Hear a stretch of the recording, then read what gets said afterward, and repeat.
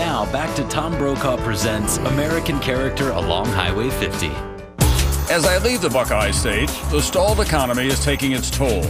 President Obama's approval ratings here in Ohio have dropped 13 points, from 62 to 49% in just 2 months. But as Highway 50 leaves small-town America and gives way to some of the worst urban blight I have seen on my journey, I find a community still inspired by the new president. The economy's always been rough. Come on, the economy rough. We're going through a recession. Ever since I can remember, people been losing jobs, getting fired, last hire, first fired. I mean, come on, I don't want to hear that. Go home. Mile 973, East St. Louis, Illinois. These streets in the shadow of St. Louis, Missouri, have long been plagued with poverty, unemployment, and one of the highest crime rates in the United States. But Pastor Kendall Granger still has faith that things can change. Knock on the door, hope isn't home, fate's not around, the luck's so gone. When you look at the city, it's just a combination of neighborhoods. Neighborhoods are nothing but streets, and streets are nothing but houses. And in those houses are individual families.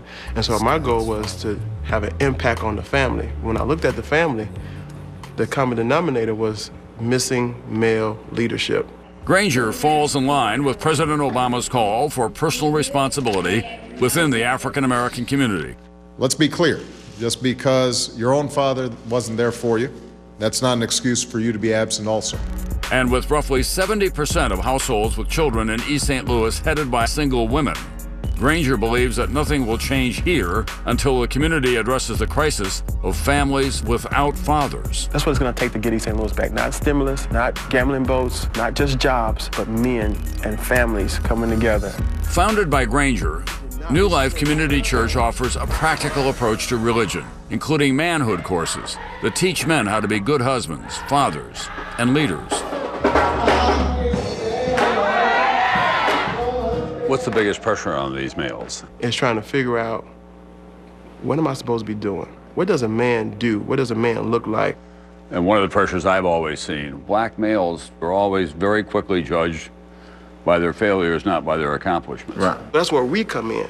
I'm talking about a community of men who are going to bump chests and high-five each other for doing the good things that all men should be doing. What you're saying to them, it's okay to be a man. Yes.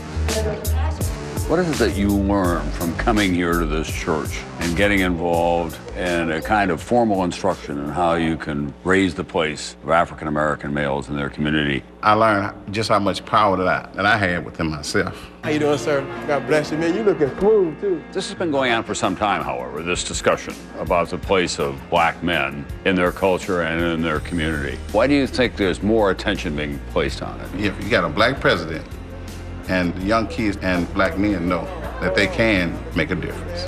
It's a positive change. It's hope.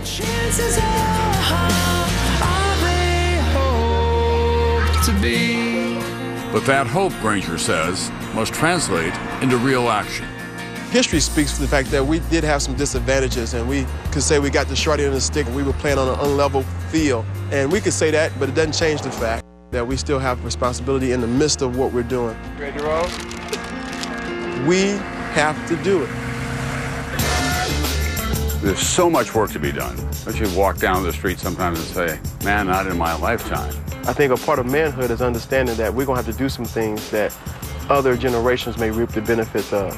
Your children, when they get to be your age, will be walking down the sidewalks of a garden spot? Yes, most definitely. You are a believer. Yes, a big believer.